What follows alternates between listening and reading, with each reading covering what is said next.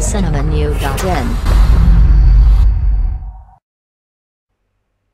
Tamil cinema நேயர்களுக்கு வணக்கம். இந்த வாரம் நாம திரை வம்சத்துல பார்க்க போற படம் கூட்டத்தில் ஒருவன். ஜோக்கர் என்ற தரமான படத்தை தைரியமாக தந்தவர் எஸ்.ஆர். பிரபு.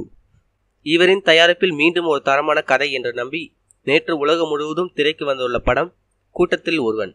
அசோக் செல்வன், பிரியா ஆனந்த் என பலர் நடிக்க கூட்டத்தில் ஒருவனாக அசோக் செல்வன் ஜெயித்தாரா? பார்ப்போம். படத்தின் கதை: எப்போதும் ஒரு கல்லூரியின் first bench student, last bench student என்று இரண்டு வகை இருப்பார்கள். இவர்களை பற்றி தான் எப்போதுமே படங்கள் பேசும். ஆனால் மிடில் பெஞ்ச் என்பதை யாருமே இதுவரை பேசுவதில்லை.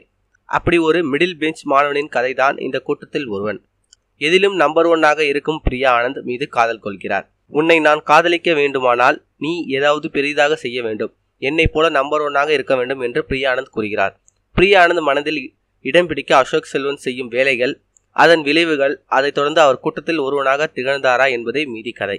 படத்தின் கிளாப்ஸ்: அசோக் செல்வனின் நடிப்பு ரசிக்க வைக்கிறது. கதைக்களம் அதை திரைக்கதையாக எல்லோருக்கும் பிடிக்கும்படி கொண்டு சென்றது. படத்தின் முதல் பாதையில் பாலசரவணனின் காமெடி பல இடங்களில் ரசிக்க வைக்கிறது. படத்தின் பல்ப்ஸ்: சமுத்திரக்கனி என்னதான் ரவுடியாக இருந்தாலும் அசோக் செல்வனுக்காக இவர் செய்யும் வேலைகள் கொஞ்சம் யதார்த்தத்தை விட்டு விலகிறது. மொத்தத்தில் இன்றைய இளைஞர்களுக்கு ஒரு ஊக்கத்தரும் படமாக இந்த கூட்டத்தில் ஒருவன் அமைந்துள்ளது. நமது தமிழ் சினிமா சேனல் வழங்கும் மதிப்பெண் 5க்கு 3.